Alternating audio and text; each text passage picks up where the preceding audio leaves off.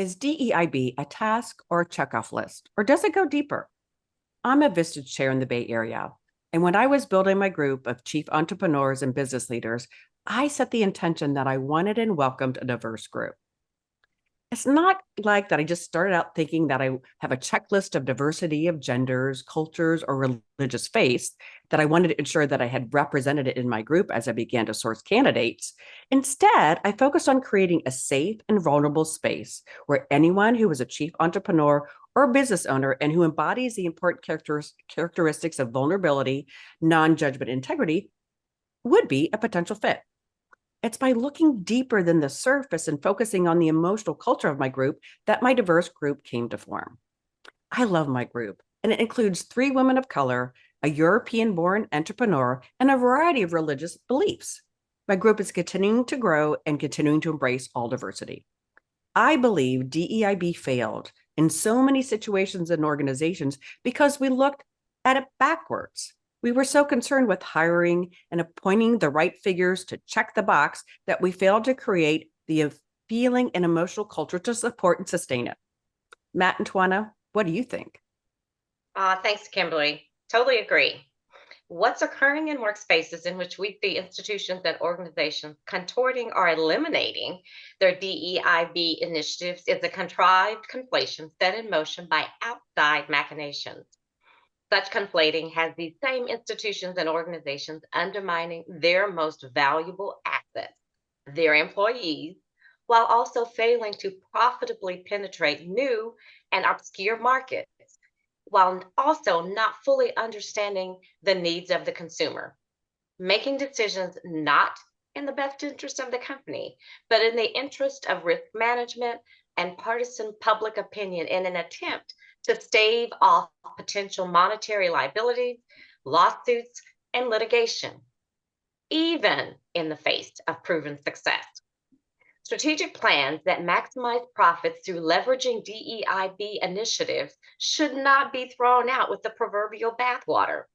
Leaders should invest in a cultural competence assessment to determine how well they understand not only their workspace environment, but also their stakeholder and consumer environment. Opportunities and profits abound when you are fluent in operating and working in diverse cultures. Assessments will collect data about cultural awareness, cultural knowledge, cultural skills, cultural encounters, and the desire.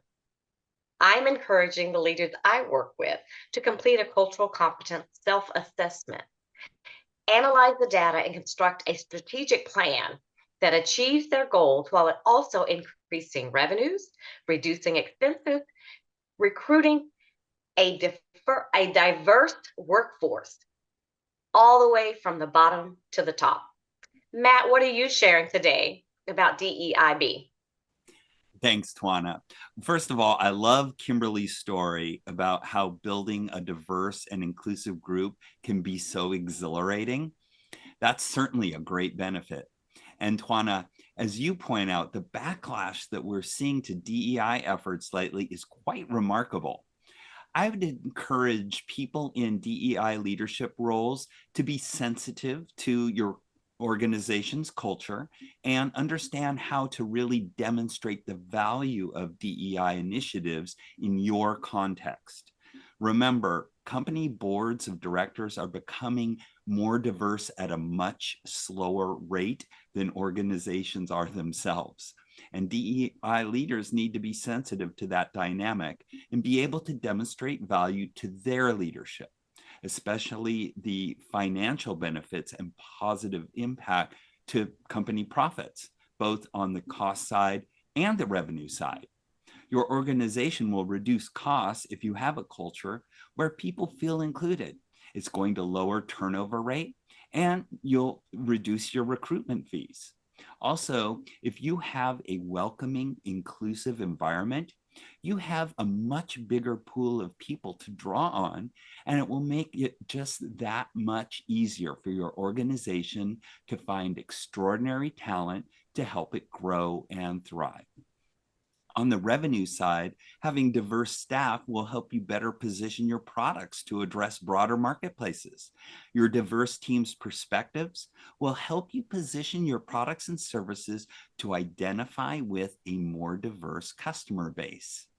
Diverse perspectives also reduce or eliminate blind spots that you may have in your marketing efforts, and that will help you grow your revenue and your sales. So these are just a few examples of how a DEI leader can demonstrate the financial benefits of DEI efforts to their organization.